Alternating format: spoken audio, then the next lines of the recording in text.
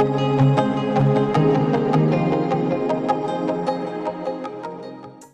there. Today we're going to be looking at the first word of the 22.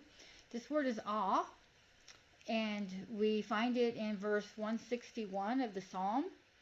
And it says, "Princes have persecuted me without a cause, but my heart stands in awe of your word." So when we look at the word awe, it really means to be amazed at something. Um, Maybe there's no words for it. If you look at the actual definition of the word awe, it means to be startled, hence to fear in general. And so we know that we are supposed to have a fear of God, of who He is and what He can do. So often this word awe is associated with the word awesome. And God is awesome for sure. But also we tend to use the word awesome for things that maybe are not quite awesome. Um, Many times we might think of a food, a dessert, a cookie. This cookie is awesome. Um, that might be going a little bit overboard. Cookies are really good. But when it comes to the word awe or the word awesome, it really should be held back for things that are truly amazing, are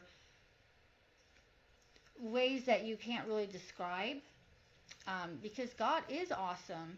And even though David here, who we think is the writer, um, he's saying that he was being persecuted, but even through his persecution, he was choosing to stand in awe of his word, not giving in to the feelings of doubt or the feelings of, oh, is God still there? But knowing that God was with him. So even though David had rough times, um, he always turned back to God and his word. And so this should be an example for us that when we're being persecuted, when we're going through hard times, stand in awe of his word.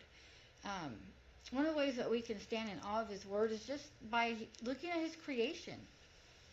God has given us so many things to look at, to enjoy, to hear, to smell, and just stand in awe of the many things, the many flowers, the trees, just the types and the different shapes and the different colors.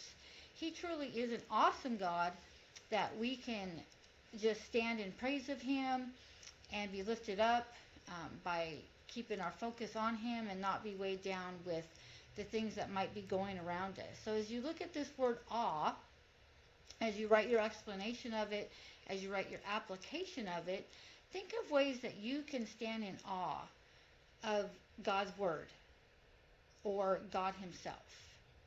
Okay, so till next time, God bless.